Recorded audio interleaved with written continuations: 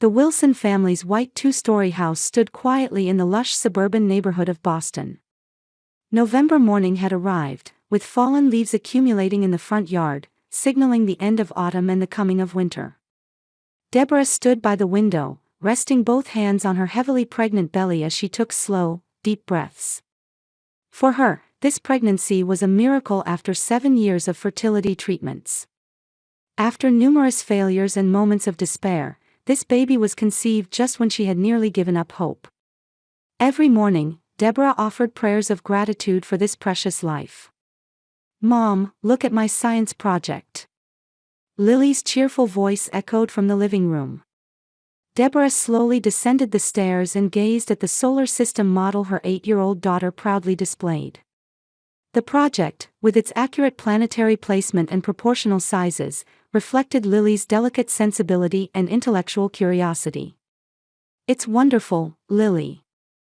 You've really paid attention to every detail," Deborah smiled, gently stroking her daughter's brown curls. Lily looked pleased that her mother had praised her work. She excelled in school, with teachers recognizing her particular talents in science and art. She had a vivid imagination and occasionally surprised people with her mature behavior. "Are you going to show it to Dad? Will he be home late?" At Lily's question, Deborah's expression clouded momentarily. Her husband Michael worked as a sales manager at a medical equipment manufacturer and had become increasingly busy lately. He traveled frequently, spending less and less time at home. "Dad said he has an important meeting with clients, so he'll be late today. But you can definitely show him tomorrow morning," Deborah spoke gently to her daughter, though small worries swirled inside her. Michael had been noticeably tired lately, with family conversations becoming less frequent. "Can you imagine making $10,000 a month just from YouTube, all from home? That's exactly what I did with Reddit Stories. No face, no voice. Check the link in the description if you're curious." He seemed genuinely happy about the birth of their second child, but there was something unsettled about him that concerned her. Deborah herself had worked for years as a library curator but had taken leave on her doctor's orders after entering the late stages of pregnancy. Being forced to rest at home was difficult for her active nature, but safely delivering the baby was her top priority. In the afternoon, Deborah prepared a light dinner for Lily while reviewing her pre-birth checklist. 1 week until her due date. The hospital bag was almost ready, and the newborn clothes were washed and folded. They had already decided on the name Thomas, after Michael's father. The sound of the front door opening was followed by the patter of Lily's feet rushing to greet someone. It seemed Michael had unexpectedly returned home early. "Dad! Look at my solar system." Lily's excited voice was followed by Michael's tired laugh. "That's amazing, Lily. You really have talent." Deborah emerged from the kitchen to welcome her husband. Michael's face showed signs of fatigue, his tie was loosened, and his shirt collar was wrinkled. He approached his wife, smiling at her large belly, and gave her a light kiss. The meeting ended earlier than expected. "How are you feeling?" "I'm fine. My back hurts a little, but the doctor says that's normal." That night, after Lily had gone to bed, the couple relaxed in the living room watching television. Michael put his arm around Deborah's shoulder and buried his face in her hair. "Deborah, I'm truly happy I met you." Deborah was slightly surprised by this sudden sentimental remark. Michael then began discussing plans for after the birth. His parents lived far away and would have difficulty visiting right after the delivery, and Deborah's parents couldn't travel long distances due to health reasons. They concluded that their friend Carol would be their most reliable support. Late that night, Deborah suddenly woke to intense pain. Labor had begun, a full week before her due date. Michael was scheduled to leave for a 2-day business trip the next morning but quickly began preparing. "I'll call Carol," Deborah said, fighting through the pain. "You should go on your trip. This might take a while." Michael looked hesitant but eventually agreed to Deborah's suggestion. Carol arrived promptly and would take Deborah to the hospital. Before leaving, Lily, with half-sleepy eyes, said in a small voice, "Mom, Dad, please come back soon with the baby. By the time they reached the hospital, the contractions were coming closer together. The delivery seemed to be progressing faster than expected. Carol contacted the hospital and informed Michael of the situation. After intense pain and a long labor, Deborah gave birth to a healthy boy, Thomas Wilson. The tiny life breathed quietly in her exhausted arms. A day after giving birth, Deborah lay quietly in her hospital bed. Postpartum fatigue and pain still lingered throughout her body, but the presence of little Thomas sleeping in the bassinet beside her provided comfort. Morning light streamed through the window, announcing the start of a new day. The door was knocked on, and Michael entered with a bouquet of flowers. He had returned immediately from his business trip after receiving news of the birth and rushed to his wife and son. "Deborah, you did so well. He's perfect." Michael gently picked up Thomas and gazed at him in admiration. However, Deborah sensed something odd about Michael's behavior. He seemed happy about his son, but he appeared restless, occasionally glancing toward the hallway. "Is something bothering you?" When Deborah asked, Michael hastily shook his head. "No, nothing. I'm just waiting for a call from the office. They're still contacting me despite the situation. I'm sorry." His explanation was reasonable, but Deborah's intuition told her otherwise. Their conversation was interrupted by a nurse entering the room. She wore a name tag that read, Rachel, and began checking on Deborah's condition with a bright smile. "How are you feeling this morning, Mrs. Wilson? Has the pain subsided?" Rachel checked Deborah's blood pressure, giving Michael a friendly smile. Michael merely nodded briefly to her before quickly averting his eyes. "It's a little better, thank you," Deborah replied. Rachel checked the 4 and handed Deborah a pill. "This is a painkiller prescribed by the doctor. Please take it with water." After Deborah took the medication, Rachel nodded with satisfaction, made some notes, and left the room. Michael followed, saying he needed to make a work call. Alone, Deborah was suddenly overcome with intense drowsiness. The painkiller seemed too strong. She tried to resist, but her eyelids grew heavy, and soon she fell into a deep sleep. When she awoke, a different nurse was in the room, holding Thomas. "Oh, you're awake. The baby was hungry, so I've been holding him." Deborah looked at the clock. It was past noon. She had slept for 4 hours. A normal painkiller shouldn't have made her sleep so long. "The medication seems to have had a strong effect on me," Deborah said, her head still foggy. "Yes, Rachel noted that in your chart. We'll adjust the dosage next time," the nurse said, handing the baby to Deborah. That afternoon, Deborah felt another change in her condition.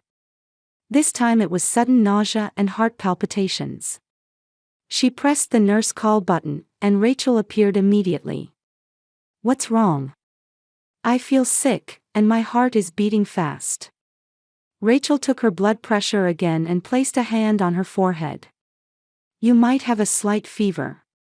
Temporary fevers after childbirth aren't uncommon.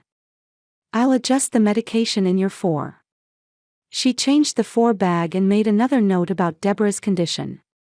As Rachel left the room, Deborah saw her take out a mobile phone and send a message to someone. In the evening, Carol brought Lily to visit.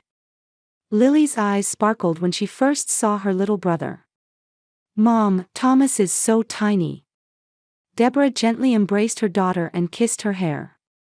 "Yes, he is. But he'll grow bigger and bigger. I hope he becomes as smart as you." Carol looked at Deborah with concern. "You look pale. Are you all right?" Deborah told her about the changes in her condition and how the medication seemed too strong. Carol frowned. "That's strange.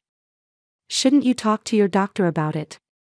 Just then, Rachel entered the room again. She showed an overly friendly attitude toward Lily. "Oh, you must be Lily. I've heard so much about you from your mother. What a smart girl you are."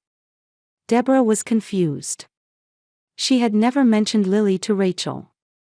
Lily herself clearly felt uncomfortable and moved closer to her mother.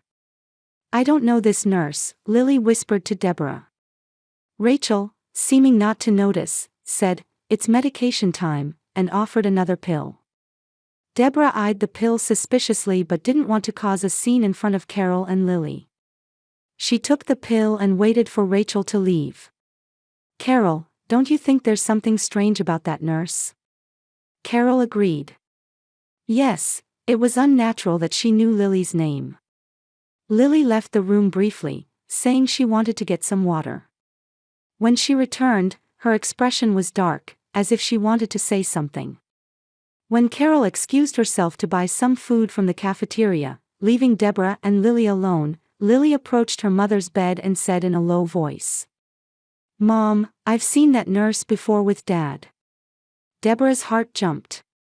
"What do you mean?" "2 weeks ago, Dad picked me up from school and took me for ice cream. I saw Dad and that woman talking at an outside table. They both looked serious." Deborah was speechless. Michael had said he would be working late that day. Lily had no reason to lie. That evening, after Michael's brief visit, Deborah heard him leave the room. However, he didn't immediately walk away down the hallway. Instead, she heard Michael talking quietly with someone in the corridor. She couldn't make out what was said, but it was definitely a woman's voice. That night, Deborah couldn't sleep. Anxiety and doubt occupied her mind. The next morning, Deborah gazed at the sunlight streaming through the window, nursing her restless thoughts. She had awakened several times during the night and hadn't slept well. In the bassinet next to her, Thomas breathed peacefully. Feeling the fragility and preciousness of this small life, Deborah reflected on what Lily had told her yesterday. "I saw Dad with that nurse." Suspicions about Michael were eating away at her heart.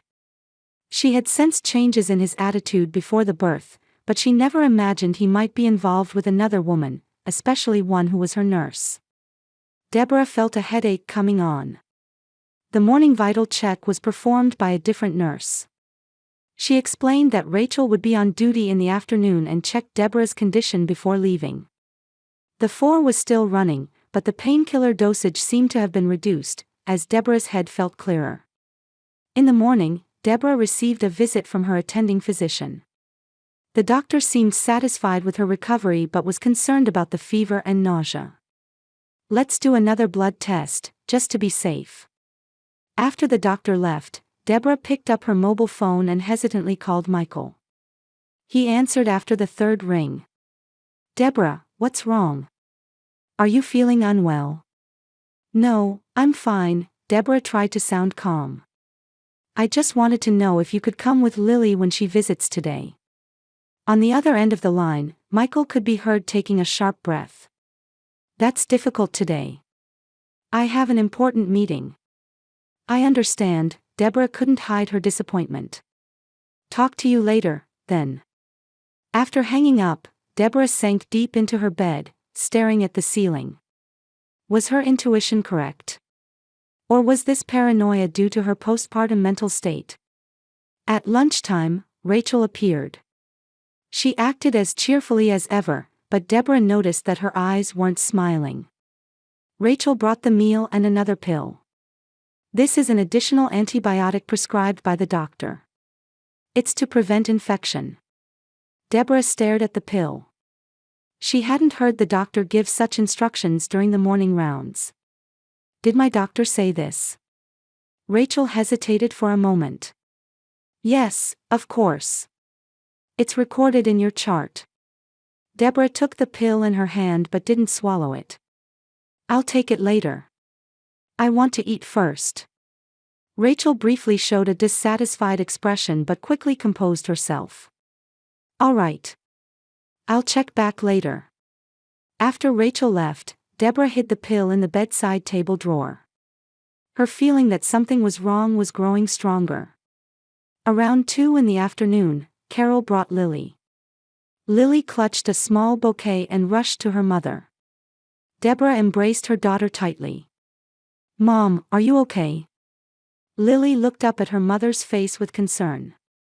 Yes, I'm fine, Deborah smiled, but the smile didn't reach her eyes.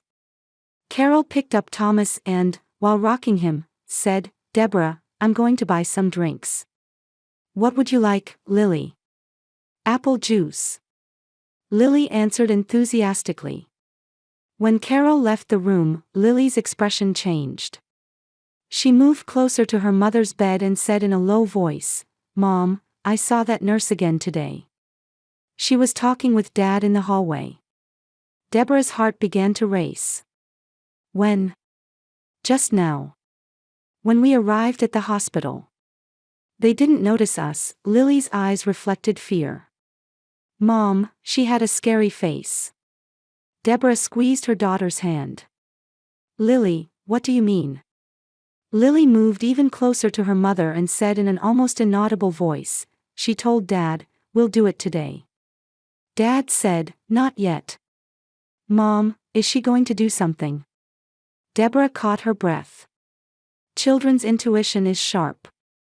Lily had sensed something. Deborah herself had felt something unnatural about Rachel's behavior, the overly strong effect of the medicine, knowing Lily's name, and this morning's suspicious antibiotic.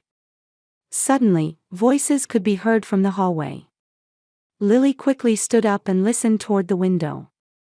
Then, with a determined expression, she quietly began to draw the curtains in the hospital room. Lily, what are you doing? Without turning around, Lily said, Mom, she's coming.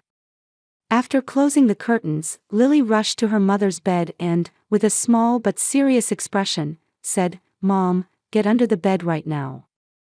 Deborah sensed her daughter's urgency and fear. Lily's eyes held a wisdom and determination beyond her years. Deborah acted without hesitation. She gently picked up Thomas, and dragging the four stand with her, stood beside the bed. Lily, you come too. She first knelt on the floor and, still holding the baby, carefully slid under the bed. Her postpartum body still felt pain, but she ignored it. Lily quickly crawled in beside her mother. As the two held their breath under the bed, they heard the hospital room door open. Quiet footsteps approached. Deborah gently rocked Thomas to prevent him from crying, while holding her breath. Lily clung to her mother's arm, trembling with fear. The footsteps stopped near the bed. There was a sound of someone touching the pillow on the bed. Where did she go? A woman's voice muttered. It was Rachel. Deborah's heart pounded violently. She suddenly felt Lily's small hand cover her mouth. Lily was warning her mother to stay quiet. Smart girl. Deborah nodded slightly and gently squeezed Lily's hand. Rachel seemed to have pressed the nurse call button. The patient is missing, they heard her say. Just then, another set of footsteps entered the room. Heavier ones, belonging to a man. What are you doing? Where's Deborah? It was Michael's voice. Rachel's voice came back, low and dangerously resonant.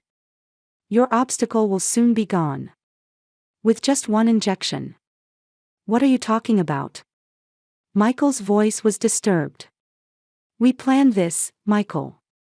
You and me, and the baby. We don't need your wife. Rachel's voice had a tinge of madness. The baby will be ours. Deborah was frozen with terror. In her arms, Thomas began to stir.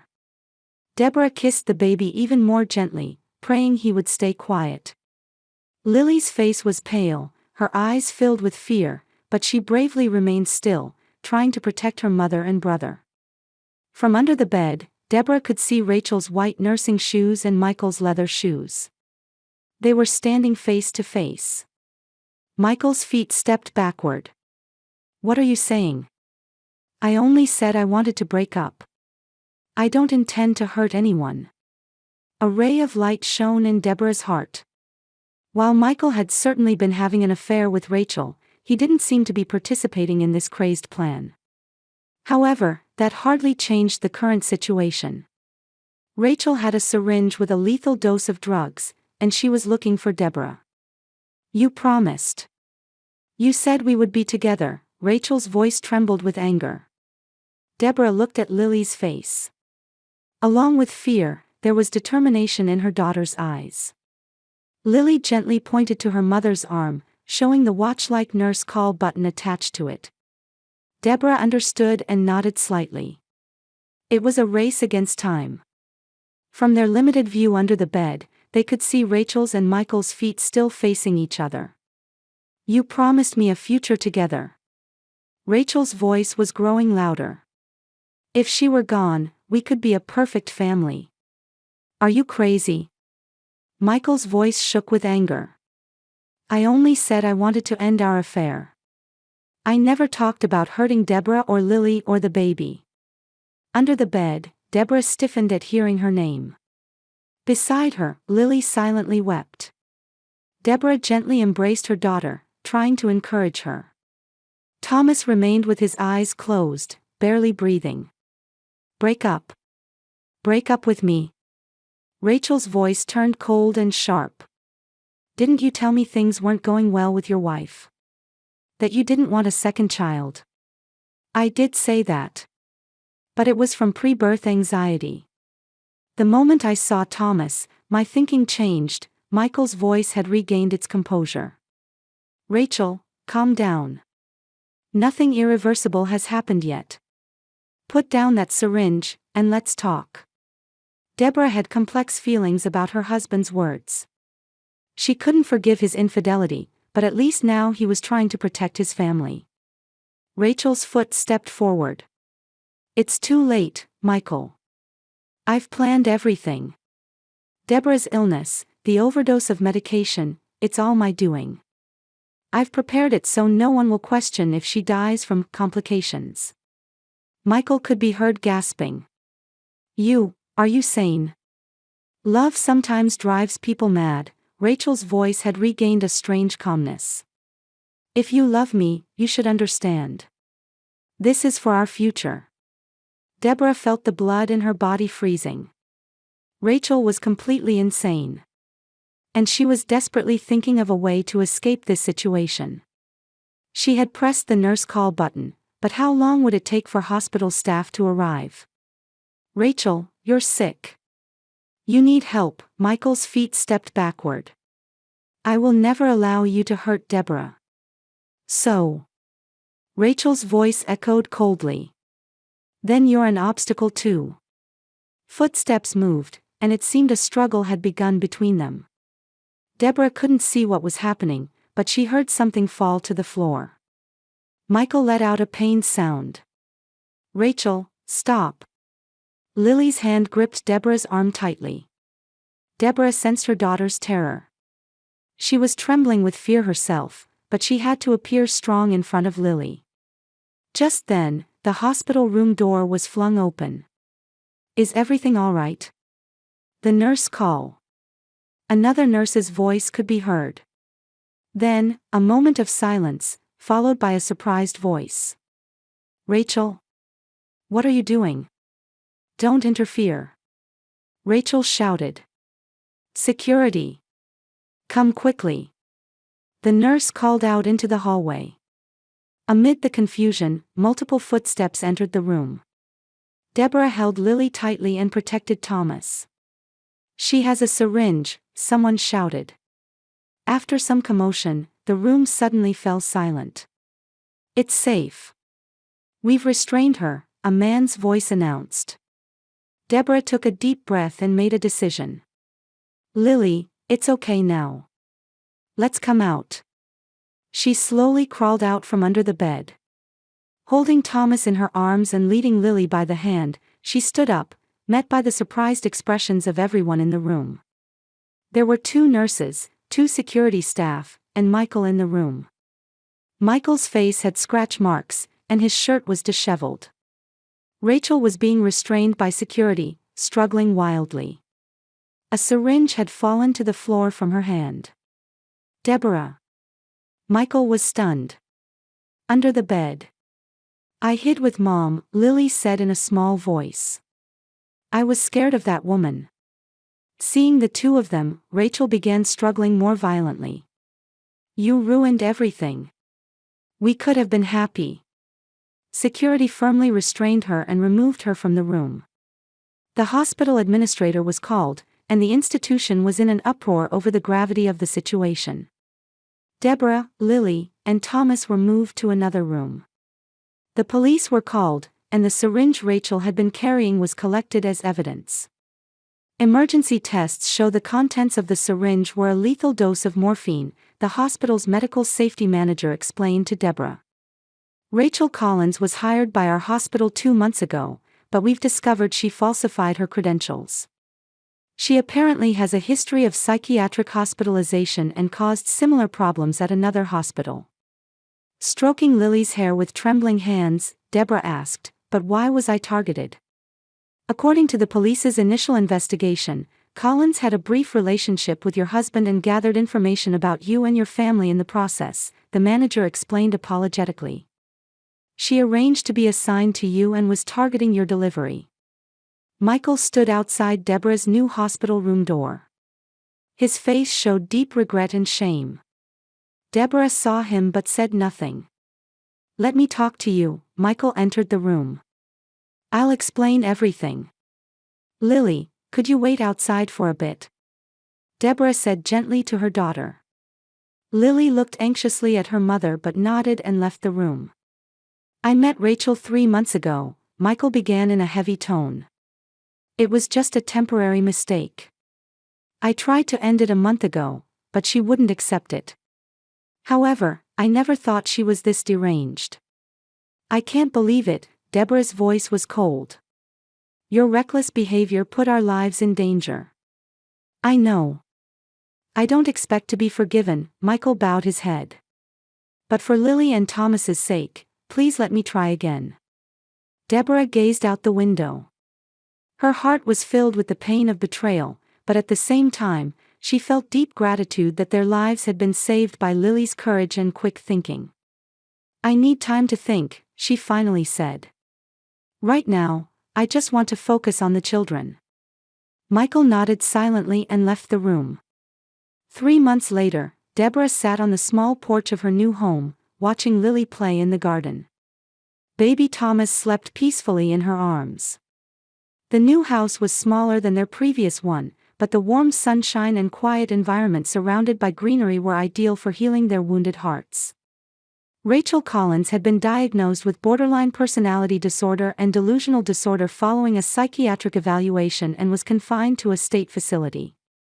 Police investigations revealed that she had greatly exaggerated her brief relationship with Michael, even fantasizing about marriage and family planning. More surprisingly, she had caused similar problems at hospitals where she had previously worked but had concealed her record through credential falsification. "Mom! Look, a butterfly!" Lily called from the garden, stretching her small arms toward the sky. Deborah smiled. Lily was receiving psychological counseling twice a week but was gradually regaining her original brightness with the resilience typical of children. Though occasional anxious expressions remained, she had developed a pride in being a little hero. The divorce proceedings with Michael had been completed last month. He had quit his job and moved to a city on the West Coast. Child support was paid regularly, but he didn't come to see Thomas. It was arranged that he would talk to Lily once a month by phone. With the help of a lawyer, Deborah had successfully obtained sole custody of the children. Through Carol's introduction, Deborah had started working 3 days a week at the local library. The limited working hours gave her plenty of time to spend with her children and an opportunity to build relationships in the new community. The library's storytelling sessions had become her small joy. "Would you like some tea?" Carol appeared from the back door, holding 2 mugs. Since the incident, she had become Deborah's strong supporter, often visiting on weekends to help with housework and childcare.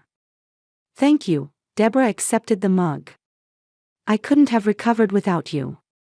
"Don't say that," Carol sat beside her. "You're stronger than you think. And so is Lily." Deborah gazed at her daughter running around in the garden. She was truly brave. She saved our lives. Life is unpredictable and sometimes cruel. Deborah thought about the true meaning of family while contemplating this.